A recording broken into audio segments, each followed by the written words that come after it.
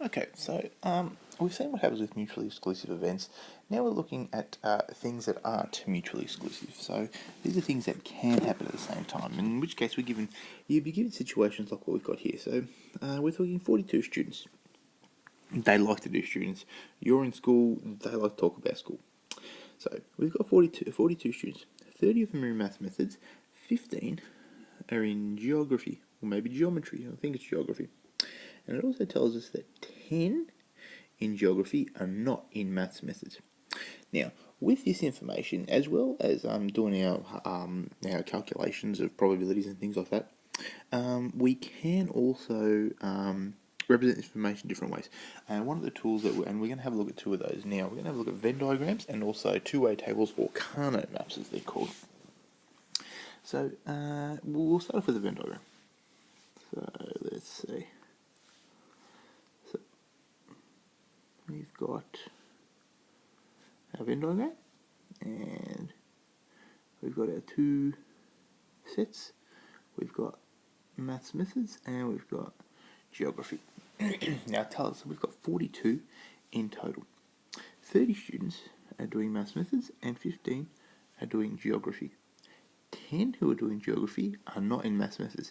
So so over here we've got the maths methods students. Let's see if I can change the colour.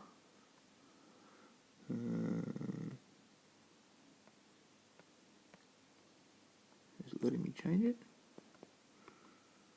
No, that's a bit harsh.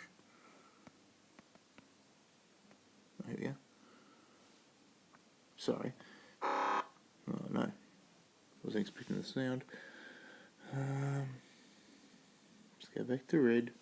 Okay, so here we've got all the maths method students, and here we've got all the geography students. Here we've got a little bit of overlap. What we have here is just geography. What we have here is just maths methods. So let's see.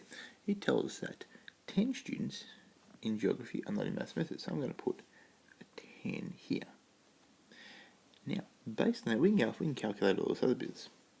So if 15 students in total doing geography, that means we've got this 10, we've got to add another 5. And now if we've got 5 students here, that means we've got to have 25 students there. So now altogether, we have 30 maths method students and 15 geography students. Now if we add this up, we've got 25. So we've got a total of 30 here, and plus this extra 10. That tells us that we've got 40 in total. So that means we've got 2 students out here not doing either subject. So now we can go off and calculate a series of probabilities based on this. We can say that we've got the probability of maths methods is 30 over 42. The probability of not maths methods is 1 minus 30 over 42, so that's being 12 over 42. We can also calculate the overlap. And our overlap here is probability of this symbol, maths methods intersection with geography, is 5 over 42. Now, here's an interesting calculation. If we want to find out this probability of maths methods or geography, we can't just add them, unfortunately. Because if we were to do that, we'd have, we've got 30 doing maths methods, 30 over 42,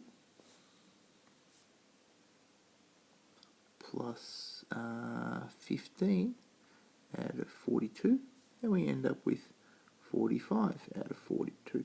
Now that's impossible. We can't have any more than 1. So our calculation has to change a little bit. It's got to adapt a little bit. So what we've got to do, we have to take something away. And what we've got to take away, I could just leave that in there. What we've got to take away is this overlap. So it tells us we've got 30 out of 42 are doing maths methods, 15 out of 42 are doing geography, but 5 are doing both.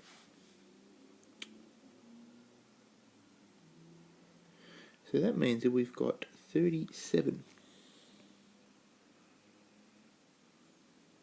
out of 42 doesn't seem right. Should be 40. That's a 5. Sorry. It should be 40 out of 42, which makes sense because we've got 2 students left over. So this, for events that are mutually exclusive, our formula changes, and I'll put that on the next in the next video.